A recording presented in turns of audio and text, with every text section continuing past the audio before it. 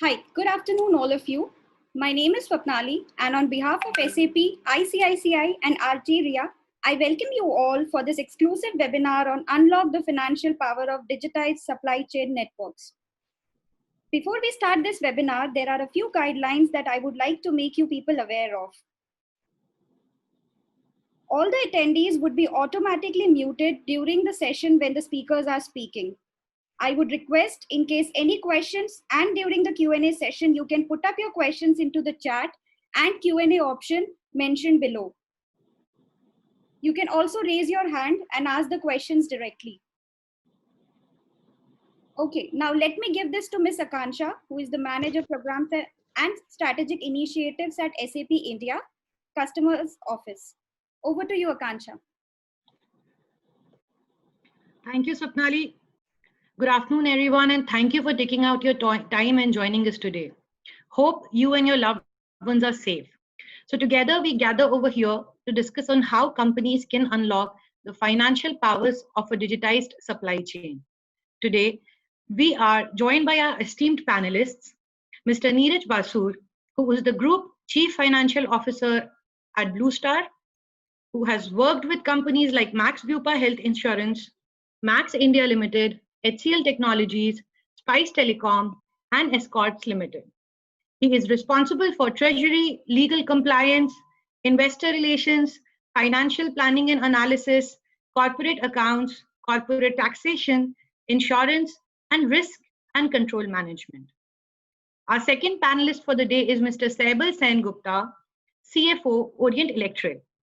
And his specialties include financial planning and analysis, financial accounting and statutory reporting, enterprise risk monitoring, mergers and acquisition, treasury management, product and factory cost management, sales commercial management, working capital management, IFC, and all financial audits. Our third panelist is Mr. Ajay Gupta, who is the head transaction banking, corporate linked businesses and SMEG at ICICI Bank Limited. He is also a member of Institute of Chartered Accountants of India and on the boards of RXIL, Swift India Domestic Services Limited, and Goods and Services Tax Network. He joined ICICI Bank in 1991 and he has a rich banking experience across various functions in ICICI. He joins us as a banking industry thought leader and as an evangelist of corporate linked digital supply chain payments, collection, financing, and trade solutions at ICICI Bank. The fourth panelist is Mr. Shri Ram Kanuri, who is the founder and CEO of Arteria Technologies. He brings over 23 years of software engineering, global business, and operation management experience. His long career with SAP earned him extensive experience in formulating and implementing business processes, including creation of compelling solutions and services that led to the genesis of Arteria Technologies. During his tenure at SAP, he was an integral part of the financial services industry team where he handled various banking and CRM products. He has patents in the area of collaterals in the banking and finance industry.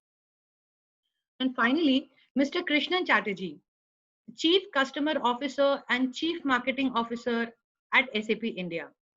He is a multidisciplinary business and marketing leader with over 2 decades of experience across B2C and B2B industries.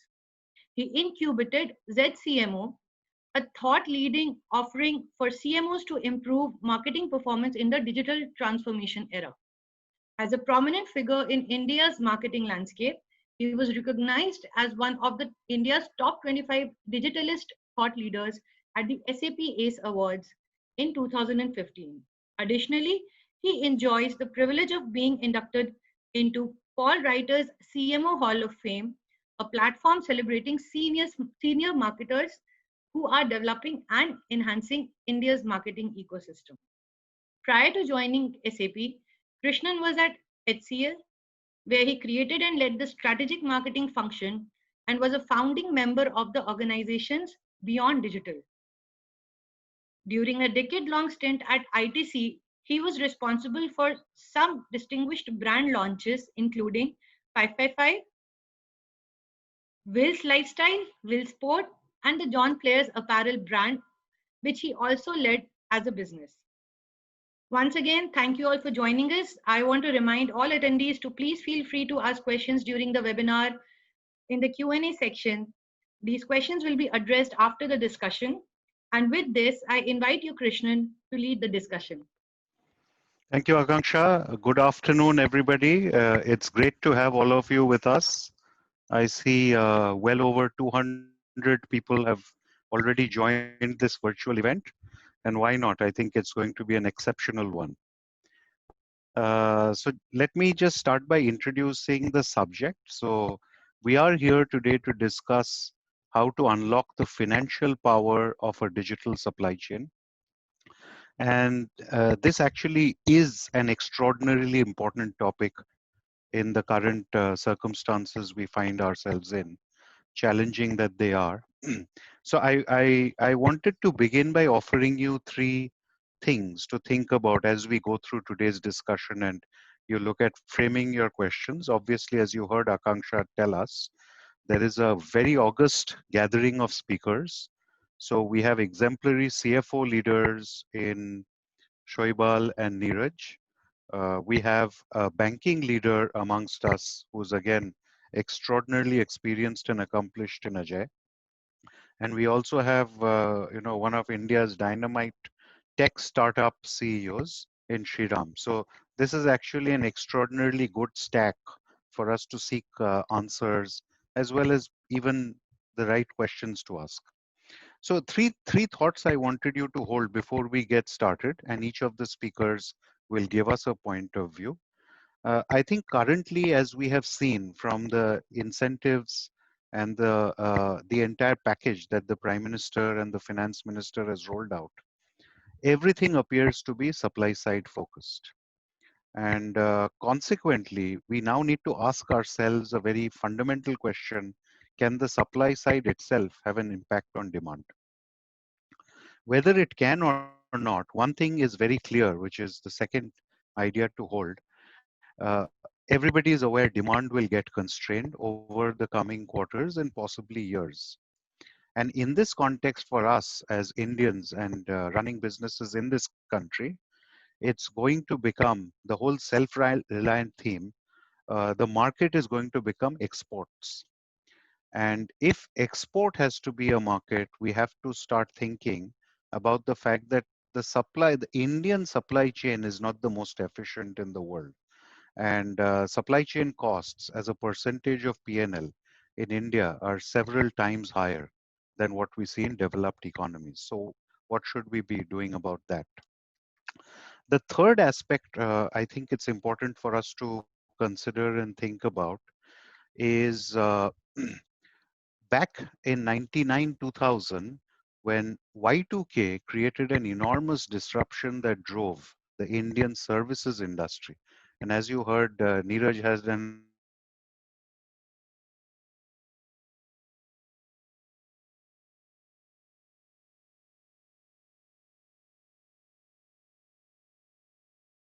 Y2K Hello, I'm sorry, I think I lost connectivity. Can you hear me, Akanksha?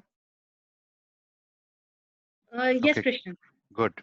Okay, so I think there is a big opportunity right now. So Y2K was a burning platform that thrust the Indian services industry. So Infosys, if many of you recollect, in the 90s was a sub $20 million organization. And that became the giant it is today. In many ways, the manufacturing sector also in India can now potentially gain that stature. And this may be the time the Indian manufacturing sector can unlock. And within manufacturing, supply chain is clearly the single process that creates competitive advantage for business. So with these three ideas in mind, I'd like to start with our panel, first introducing their thoughts. So Shoibal, could I invite you to take the stage and share your perspective? Thank you, Krishnan. Am I audible and am I visible? Yes, you are both audible and visible, sir. Thank you. Thank you, Krishnan. Good afternoon, everybody. Thanks for taking out time to attend this very relevant topic in today's context. Supply chain, obviously broadly, as we know, I would like to trisect it in three parts broadly. The front end, which is basically the entire distribution side, the entire sales side, which is the downstream. And then you have the back end, which is the entire sourcing, the manufacturing, the supply side. And then you have the middle layer, which is basically the internal planning process. So it's all about goods receiving and moving out, and it is all about money receiving and moving out. So to a great extent, the supply chain, and as very rightly Krishnan pointed it out in terms of the efficiency, I think supply chain is a mirror of how efficient the working capital is, one of the big determinants that work out. So it's quite vast. If I need to focus on certain sections of the supply chain to really harness this efficiency, I would first look at the front end side, which is the downstream side, which is in terms of, especially in very, very large setups, in large complicated supply chain, which has a very high distribution base, which has a high customer base, and a high B2C connect right up to the end consumer point, it becomes quite complex and challenging. And therefore, one of the things primarily plays up is in terms of the liquidity and the collections. Now there, in terms of getting and organizing these collections, these payments, which really provides the cash flow of the organization, it is very important that the whole stream is interconnected and intertwined in a manner that can provide this kind of an efficiency. In the earlier days, Krishnan just now mentioned about Y2K, so I just for a moment paused and reflected on my Y2K experiences. Those were the days when we were, ERP was coming into the system and we were more connected how to automate. But today's context is digitization, and I personally draw a big difference between automation and digitization. Automation is when you just want to automate a collection. I take some chunks of money from my customers and then pass it through a system and get it into my system in some manner. And I can have multiple levels of such automation going on in the system. But when we call it digitization, as very rightfully so, we are focusing on digitization, it has a very big dependency on the process in itself. Gradually, businesses are becoming very, very competitive. Markets are becoming demanding and has to be resilient to the changes. COVID-19 has really given us big learnings in that respect and how to respond and react to situation very quickly and fast. Therefore, a very agile system, digitized system of engaging with the customers in a more user-friendly, business-friendly manner, I would like to call it. So when I talk about this collection, let me give a couple of examples. Every businesses in some manner or the other will be negotiating pricing terms, discounting terms, cash discounts, etc., to mobilize the collections from the market. The question is that, how do you put all that into place, make it absolutely comfortable for the customers to pick and choose what he wants to do and what he doesn't want to do? Give them complete visibility that how he wants to manage his own business. It's like saying, I'm a customer of the bank and I manage through the net banking, I manage all my finances. So there comes the digital enablement where I can integrate all my business strategies into that enablement so that it gives comfort and confidence to the customers in terms of making their choices. That is one of the classic examples where the front end of the business can really be digitized and the efficiencies of the supply chain can be gathered. Imagine a situation 10, 15 years back when credit notes used to go passed manually. Obviously, the sales fraternity used to announce hell of a lot of schemes, and those schemes used to come into the back office, and reams and reams of credit notes used to be processed. Those were the days. Those are gone these days.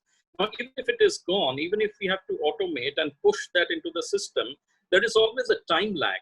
Now, that time lag costs money. And in today's context, that time lag can cost business as well.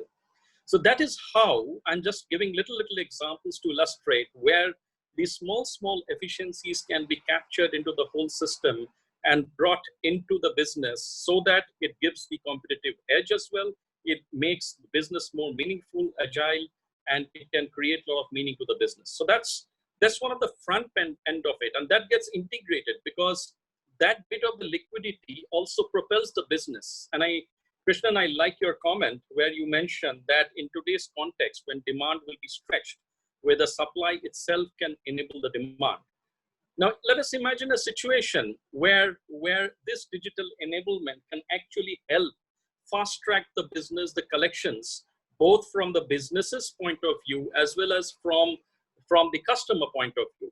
Now, if both things can be related and integrated, nothing better than that. So that really gives the edge in terms of creating the business, because that will create a more amount of risk-taking ability in terms of providing more and more supplies that can propel the demand definitely. So that is one part of it. The other part of it I was talking about is the back end, which is the entire sourcing part of it and the supply part of it, which includes the vendors and the manufacturing. And again, referring to Krishnan, your point, in Y2K days, manufacturing started gathering a lot of attention into this, and over a period of time, from industry 2.0, 3.0, we have come up to 4.0 levels. So where increasingly the necessity for digitization of the back-end supply chain is becoming very, very critical important. So therefore, the connectivity with the back-end in terms of the vendor, where the visibility of the supplies are very critical, which needs to be integrated to the inventory planning, becomes so very critical. Now there, you're talking about the entire vendor assessment part of it. You're talking about the entire vendor connectivity part of it, in getting a complete tracking and visibility. Just let's imagine a situation, all of us, and I'm sure each one is the August audience has faced this, when there was a sudden abrupt closure of the entire economic activities. There was thousands and thousands of trucks that were stranded on the road. We required a visibility at any point of time that, look, how much of my materials are stuck on the road? What is the risks? What is my ability to get that? How do I restart the business? At that point of time, obviously, everything was unknown. It was just a 3-week lockdown that we started with. This is just one instance, but even if COVID-19 was not there to really fuel and oil the supply chain, these kind of visibility and tracking is very, very important. These are the things which create inefficiencies in the system, because the in-transit stocks, if a complete visibility is not available, then the just-in-time will not be reached at any point of time. And that is what sucks up a lot of capital on the flow. These are the two endpoints, I think, which are very critical. There is a midpoint, a mid-layer itself, which is also very wide, vast, and complex in terms of organizing the integrated supply, demand supply planning the business. But that is the middle layer, that's the bridge, because the front layer, it's not only about collections, though I gave it as an example, it also propels the demand. It actually black flashes in terms of the replenishment, that what kind of demand is coming back. That gives the edge, and that's what the supply chain visibility comes very, very handy in terms of really tracking what kind of demands come from the front end, and therefore is my backend geared enough in terms of supplying that and meeting the demand at any point of time across the supply chain from the back end to the front end. I should have that optimum amount of inventory available to keep on feeding the business and the market at any point of time. The determination of that optimum level, it's nice to know and hear, but it's very difficult, and it's virtually next to impossible to do it in a manual way, especially when you have very, very large network businesses. At this point of time, in the interest of time, let me stay over here because it's a very vast topic. I just focused on the 3 quick parts, mainly focusing on the front end and back end. We can take the discussion forward. Well, thank you so much. I think that was fascinating. And as you were speaking, I was drawing this mental picture of the firm as a digital platform into which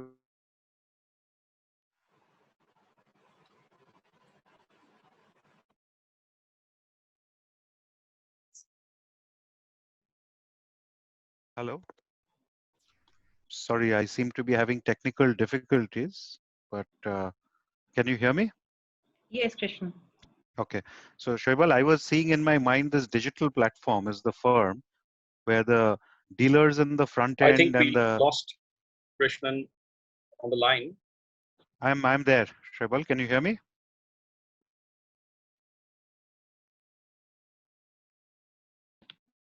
Yeah, Yes, Krishna, we can hear you.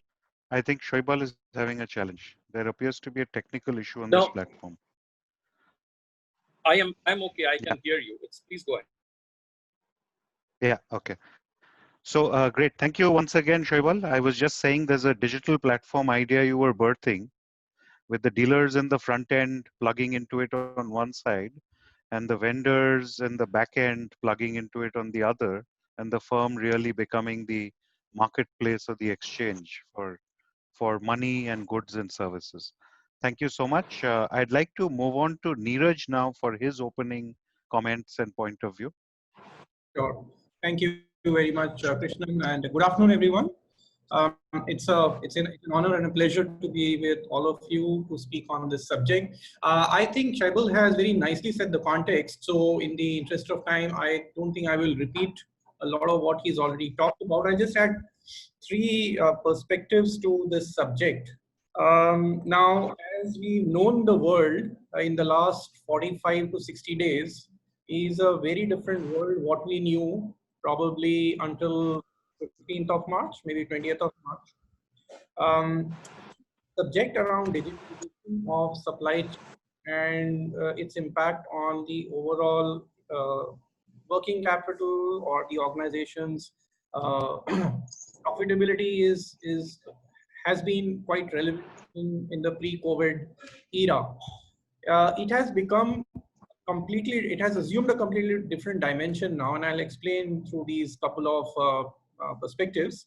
First and foremost, look, every business, every single sector in the entire country is undergoing a severe uh, cash flow as well as survival constraint. So the working capital, the cash flows, and the visibility of how normalcy will resume and will get restored is a complete unknown at this stage.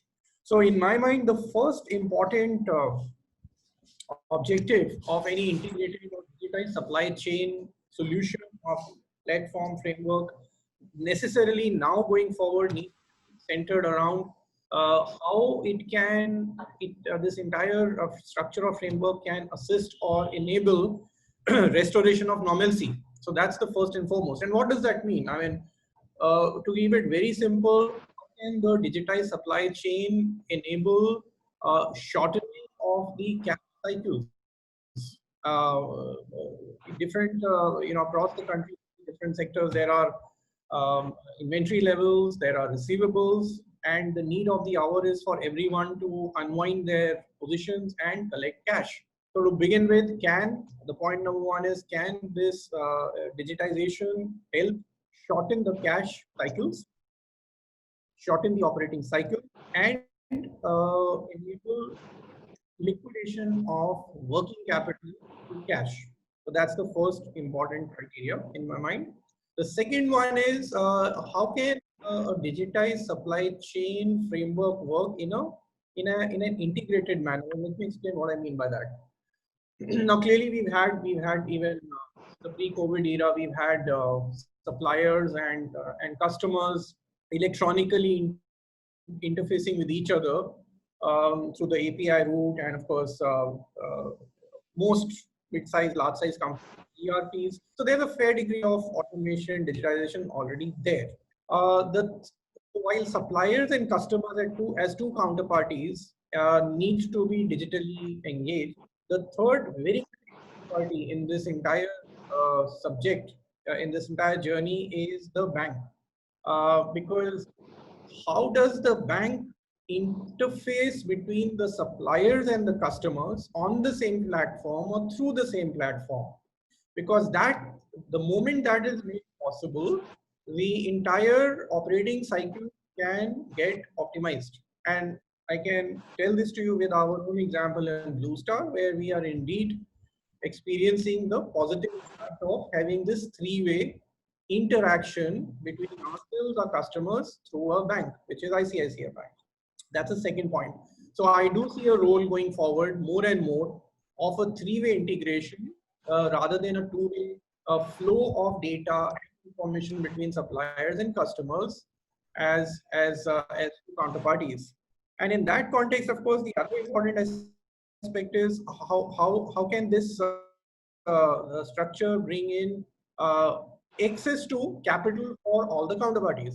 Because obviously, the moment you bring a bank in into the transactional settlement itself, the access and the visibility to the entire flow of goods and services through the banking channel will probably make it easier for the bank to assess the credit worthiness, credit flow, and then bringing money on the table.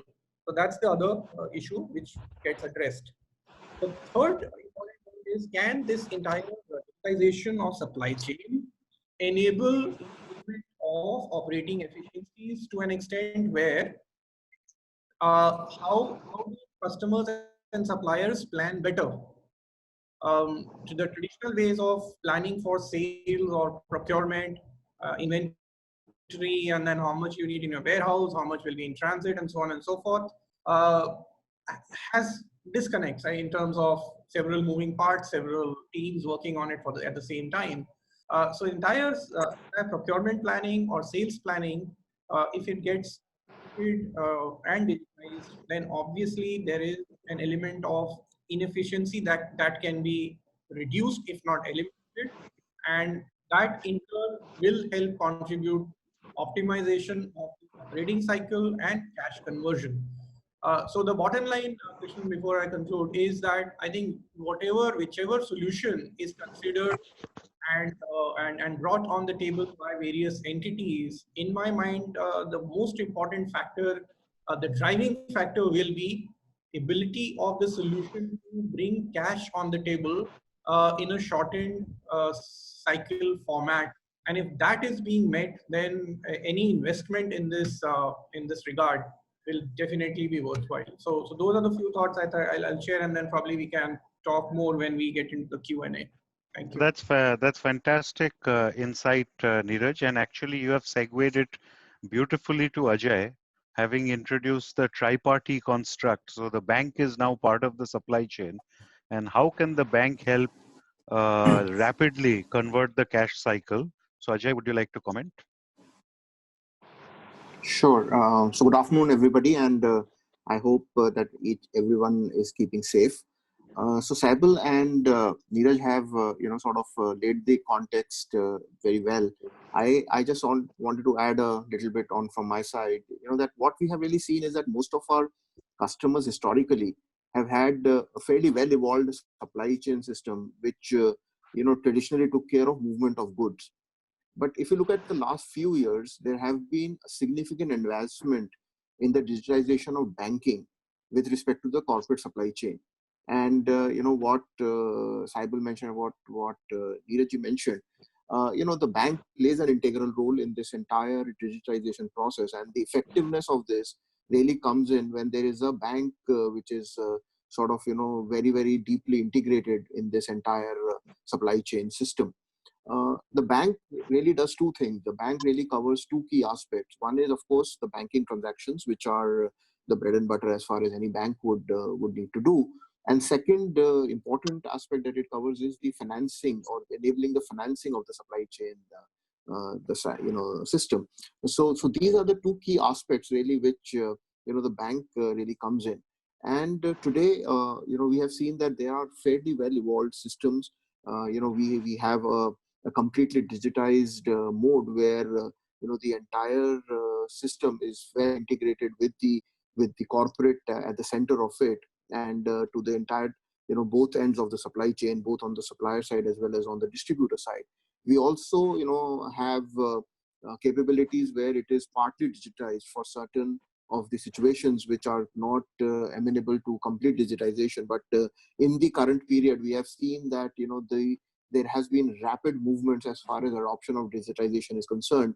I think the corporates, the entire ecosystem of the corporates have really come forward to adopt or to embrace the entire digitization effort that has been there. And of course, traditionally, the third mode has been the manual mode, where it happens through the bank branches in the way it used to happen in the past. But clearly, that percentage of the pie has been shrinking over the years. And again, in the current context, I think people have understood that the more digitization that is there in the entire system and the process, it brings more efficiency and, as Neeraj said, faster cash on the table. What we have seen is that the digitization in this entire process has actually enabled the supply chain, which was traditionally a B2B, to really from a B2B to a C. And that is how you have seen that these integrated systems, the platforms have enabled the entire efficiency to go down right up to the customer level and then feed backward into the corporate level. So really, I completely agree that for an effective digitized supply chain to be efficient, a bank needs to be an integral part of that tripartite three-legged race. And today, many banks, including our bank, are fully sort of enabled to offer complete solutions around this entire digitization. So that would be my opening remarks, Krishna. Thank you. Thank you so much, Ajay. Very, very clear. We're seeing the birth of the new normal supply chain, I suppose. Very different to what we traditionally thought it was. So Shriram, you're the technology CEO amongst us. So how do you put all this together into something that the audience can make sense of? Yeah, Krishnan. So I think before me, like Mr. Saibal or Mr. Basur or Mr. Ajay has put it very clearly. I mean, we have seen. I mean, digital has been the word in the market for quite some time now. It's not that it's not been there, but with the onset of this COVID, everybody is just talking about ensuring that at least in the B2B place, the gap between B and a B2B is kind of thing. The idea is any corporate which is interacting with a distribution network or a dealer network or a supplier network was having some form of digitization in place, but this COVID has pushed this whole thing to the next level. And what we have seen is that everybody is saying, okay, there are two things. Even if you're not able to kind of digitize my entire supply chain end to end, can you quickly get an ordering and payments in place, or an ordering and supply thing in place, so that the whole situation of having a remote sales team enabled digitally to pick up orders or to do things is in place. One thing which we have seen, almost all the corporates have set up what we call as remote nerve centers to manage and drive these situations. So, scenario, how as a company can we, all we can do is a platform, and we have corporates, we have banks already connected to it, we have corporates connected to it, then we onboard more suppliers and more dealers and distributors to enable them to work with their corporates who are their customers as well as their end consumers more digitally. Answer is yes. And how can that be done? The only way to do that is to adopt to new technologies and embrace what we call as these digital platforms, so that every corporate at least has its own B2B network in the short term, and in the long term they are all connected to a large what we call as a central digital nerve center or a digital network that ensures that these corporates also interact between them to see or weed out the differences or weed out the challenges that each one of them are facing. Because it's right now, as you see it, it's not a competition between the corporates. It's everybody wants to survive in it together, come out successful, and latch on to the next wave of growth. So right now it's the question of survival. It's not about which corporate or which organization is doing more. So as I see, there are three large trends that are coming out, or three large themes. One is digital capabilities to conduct business online whether it is B2B or B2B2C. Both these have to be conducted online seamlessly. The biggest plus point there is adding these financing capabilities across this supply chain so that there is money available when there is need. And what most of the corporates are looking at is getting efficiency and speed at various stages of the business process. Because while it has disrupted the supply chains, it is also realized, or it has also made sure that the corporates and the technology firms realize that there could be a lot of parts that can be done away with and bring process efficiency into it. And then accessibility and transparency. Because at the end of the day, all of us need to be responsive to customer requests, and everything in the supply chain should be transparent. So to be able to do that, there has to be a technology adoption. So these broadly, as I see, there are 3 or 4 themes and words that I could gather: digitization, accessibility and transparency, efficiency, and then customer responsiveness. So the 3-4 words. And for us as a technology company, we are ensuring that we are close to the heart of the customer, which is in terms of technology, which is their ERP. We are supremely integrated to it so that the changes either on downstream or upstream are immediately pushed across the supply chain. This is how we are ensuring that we, both our customers and their customers, are kept intact and kept informed on the changes. And of course, any changes in this can also have a financing effect. So whether it's upward or downward increase or decrease in supply chain limits or capital funding is what we are enabling from a bank side. So to do all this, naturally, we work with the corporates VRP, and for us, as you know, the preferred and the most used ERP is SAP. So we latched on to that, or we have these platforms or small B2B networks that are connected to corporates SAP ERP. This is where we see, in the next 6 months to 1 year as a technology firm as we go there. Thank you. Thank you, Shri Ram. So from the audience, I'm sensing a great deal of interest in the operating model of this new kind of context that all of you are sharing. So if I could just for this next section focus on Shoibal and Neeraj.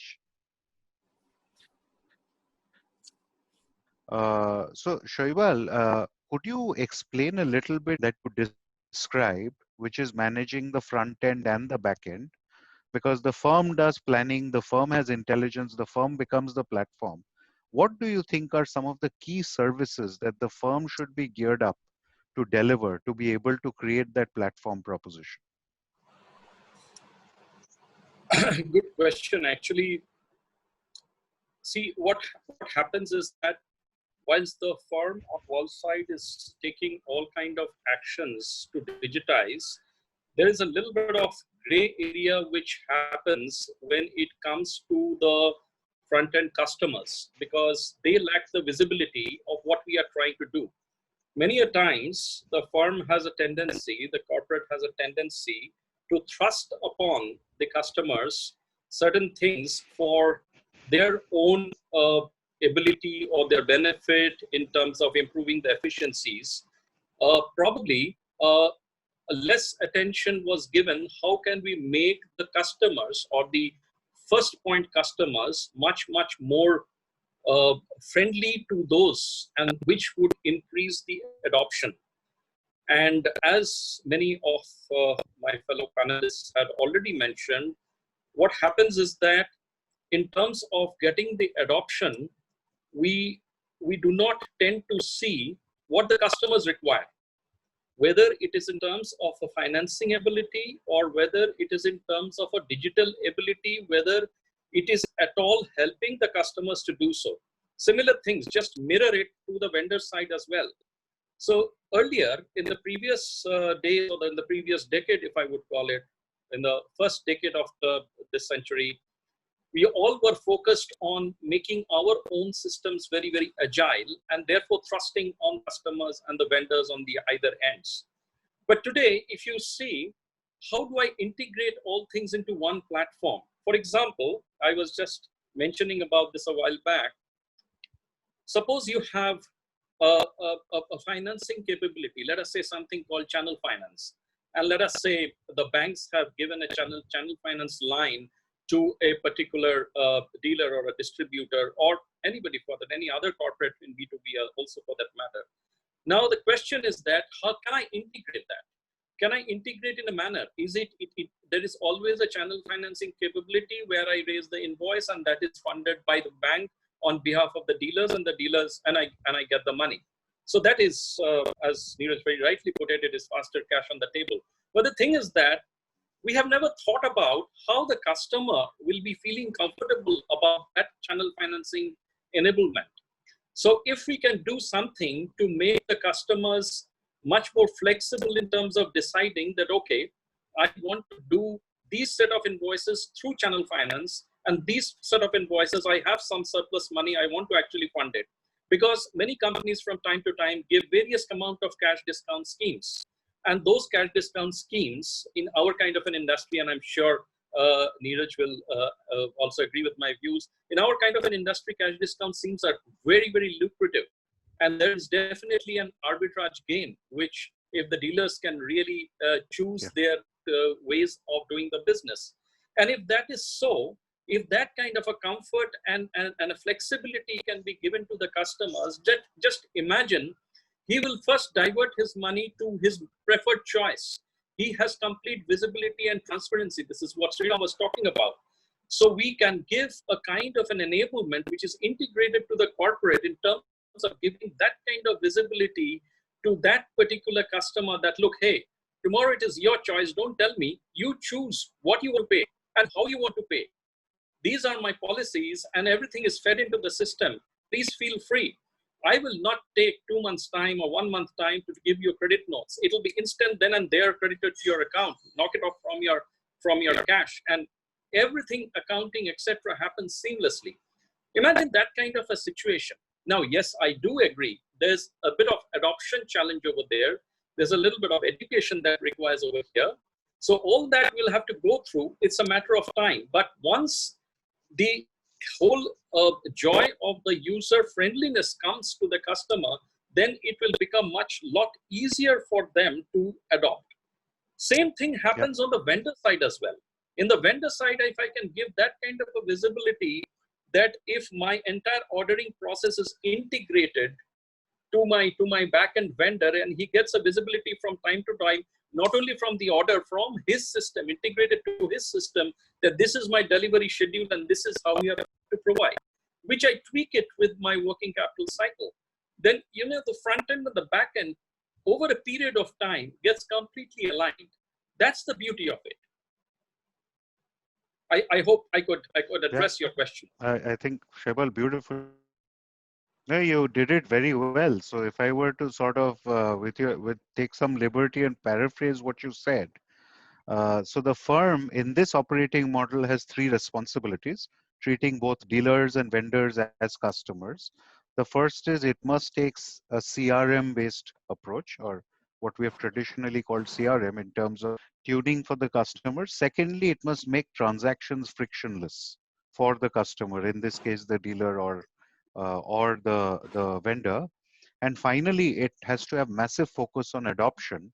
So the practices which are being designed, which are in the interests of these customers, but the adoption process still is a task by itself. Fantastic. Thank you, Shoibal. So Neeraj, if I could move to you. So now if the firm is operating in this fashion, what's the operating model to enable actually the connection between the firm, the front-end dealers, the back-end vendors, and like you so well put it, dramatically reduce the cash cycle time? How would you structure that operating model? I guess the operating model necessarily needs to rely very heavily on adoption of technology. So in this framework, obviously it's very important for the customers and the company or the manufacturing entity, and the suppliers and the manufacturing entity, and the bank also somewhere as an outer layer in these transactions, interact with each other digitally. And so that can happen if there's an adoption of suitable portals which can then get integrated with the backend ERP. So in this operating model, obviously, and then when you start digitizing these interactions, right from how you, let's say with a customer, in our case, we have several thousand dealers who place orders on us for various products. Now, dealers are dispersed all over the country and have requirements, it spreads across several hundred SKUs. Now, if the dealer is empowered or he's enabled on his system or even on his handheld device to be able to see the availability of inventory and the stock, what he wants to buy, and rather than issuing a manual purchase order, he's able to place an order and fulfillment again happens electronically. That starts to make the entire process very efficient. So the first most important thing is adoption of technology. We've been through these cycles both on the customer side as well as the supplier side. So we have portals which are integrated, which help us interface digitally on both the supplier and the customer side. We underwent some learning on this. It takes some time for the entire ecosystem, because keep in mind the second, third layer of customers or the suppliers, vendors that we may be dealing with, a large part of these guys will be micro or small and medium enterprises. They may or may not be enabled. They may or might not have the necessary adoption capabilities or willingness or the wherewithal to learn. So there's a lot of handholding in this operating model. Patience needed, because sales teams, rightly so, will be driving markets, and they will not be able to wait inordinately for a customer or a distributor to come on board. So there is some hand holding, but and similarly on the supplier side. So what we have learned, once you start reaping the benefits, then a lot of it becomes a reality and becomes possible. The last point I want to make in this entire subject. Now, from this side, it will get delayed. The entire e-invoicing program that GSTN through the GST trying to is indeed in the right direction, and I'm very convinced that that should happen, because what that will do, it will eventually enable smart contracts to emerge, and once the counterparties are interacting through this common record locator, which is this hash record locator, obviously a lot of reconciliation requirements, a lot of settlement issues get resolved. And somewhere again, when you bring the bank into the picture in an e-invoicing framework, and once that becomes part of the operating model, efficiencies can improve still more. I think directionally as a country, we are moving towards more and more digitization, which is the right thing to do. But like I said, it takes not just hard investment in terms of investing in the applications or hardware. It needs a lot of human investment and a lot of hard selling internally to the internal stakeholders, external stakeholders, to make this a reality. But it is possible to be done. Excellent. Thank you, Neeraj. And if it is, several network effects could also start getting exploited. So Ajay, question for you. You mentioned the fact that once the bank is part of this digital supply chain, there are obviously the two benefits you talked about, banking transactions and financing. But we are seeing some questions and queries on, is there any benefit beyond that that a bank brings by being part of a digital supply chain?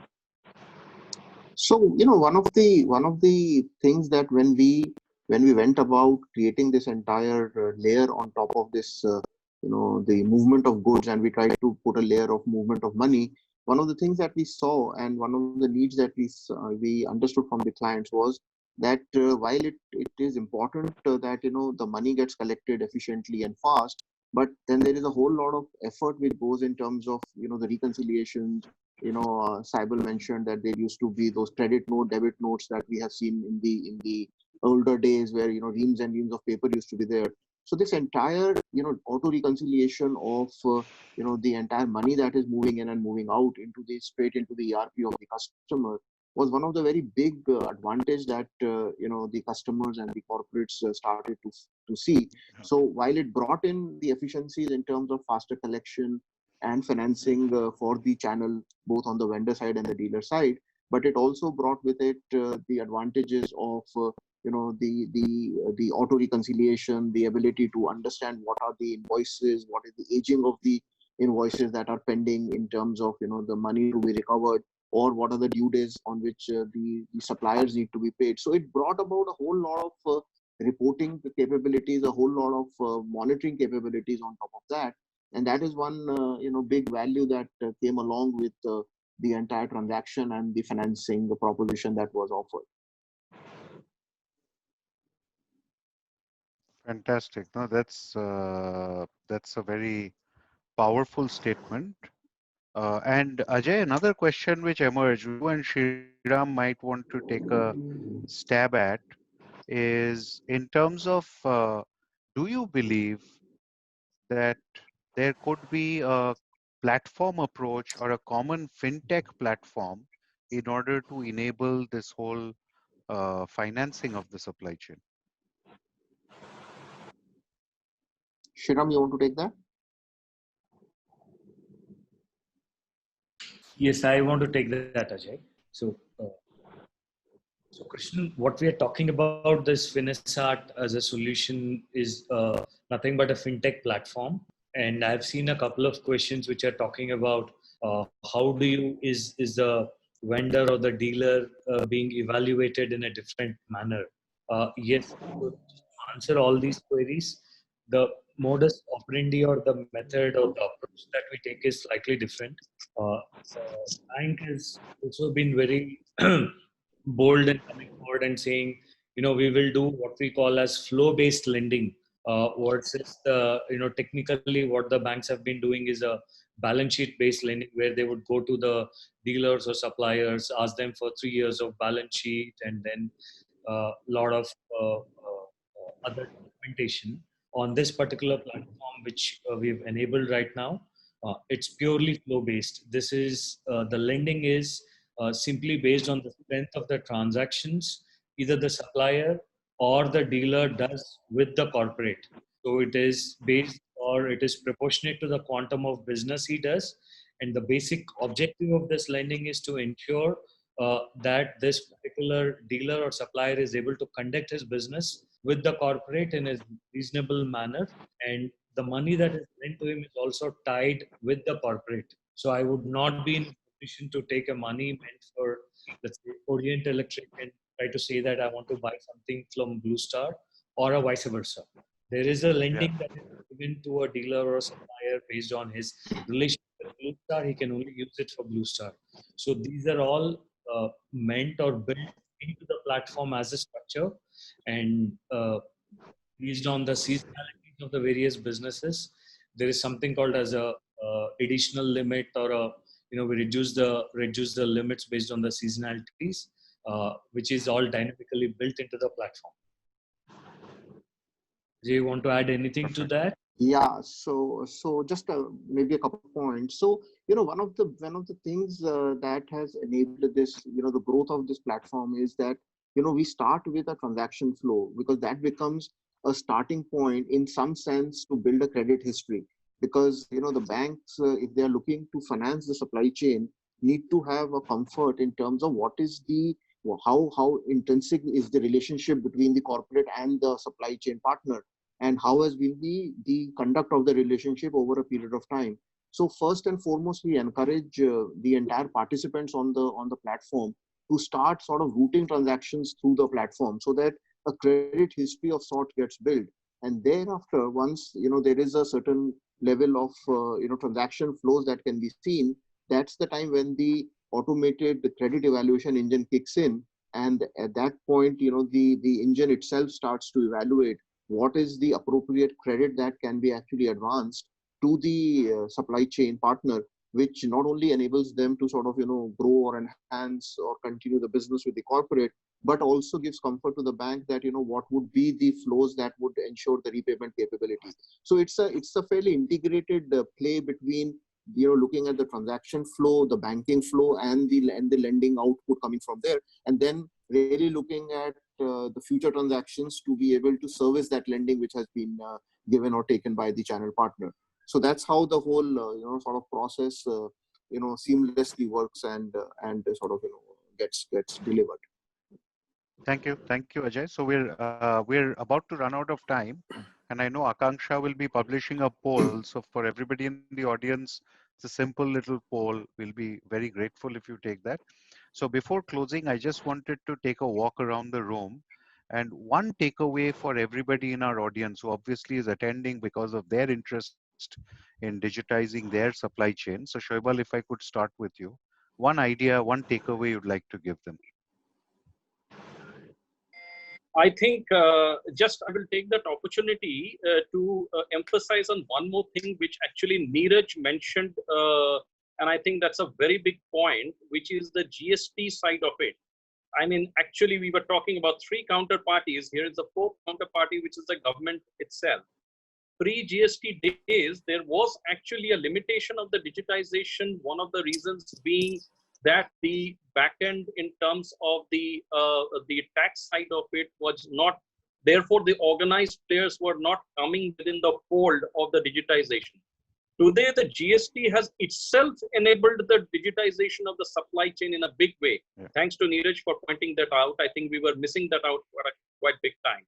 Apart from that, the takeaway that I would like to leave today, a thought is that I think as I end where I began with, supply chain, a clear reflection of the working capital cycle, and just stealing Neeraj's words, it's how faster we can give cash on the table.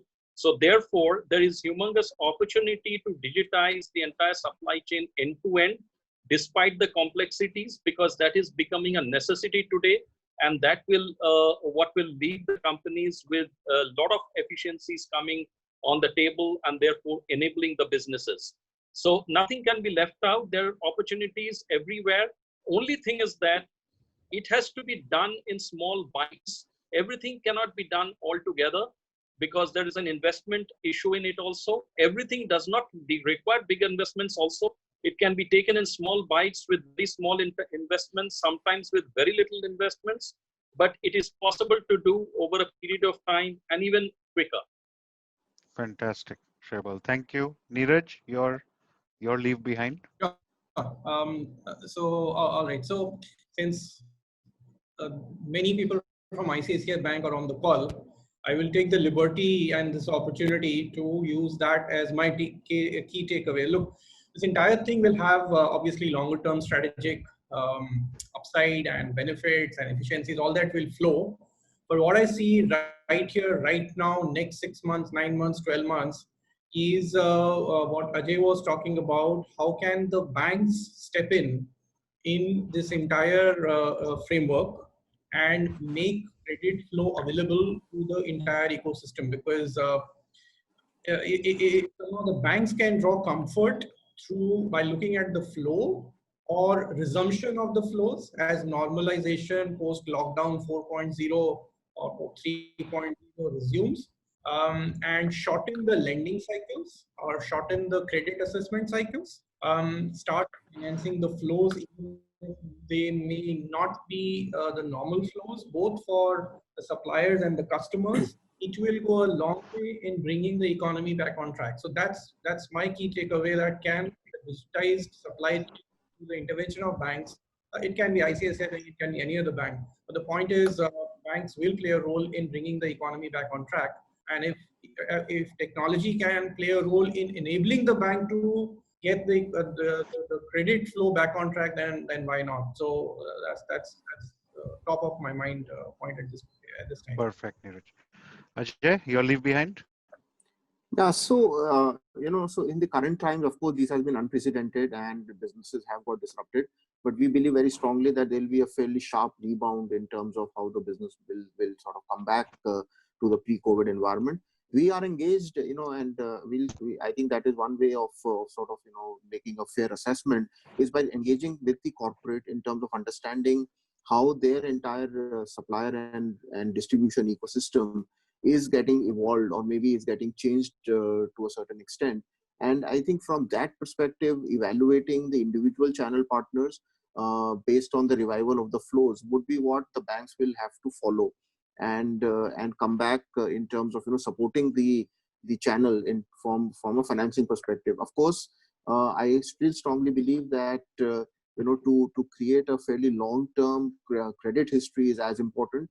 So using the platforms, using the entire digitization to route the flows, and not necessarily route the flows only when a financing has been availed, is something that we should encourage our channel partners, because by routing the flows, it gives a very sort of unadulterated signal and data to the financing partner in terms of the credibility of the transaction and the credibility of the counterparties, which helps the decision making process more simpler. So in the current times, I think ensuring the flows through the digital platform is something that should be adopted across the channel partners. And from the financing side, clearly, working with the corporates, the banks would have to look at how the whole revival in terms of the throughput will begin, and on that basis the financing options will have to be sort of worked on. Thanks, Ajay. So I think we've run out of time. Akanksha, could you bring up the poll? Definitely, Krishnan.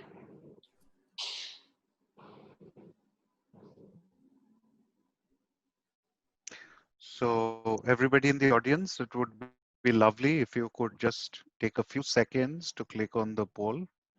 And with that, thank you very much. I must thank each of the panelists for some fascinating insights and potentially painting a picture which can get us back on our feet much faster than otherwise would be possible.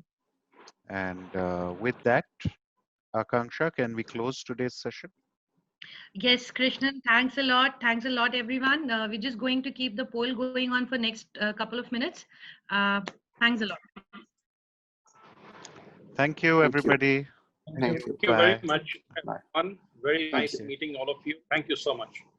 Right. Same here. Thank you.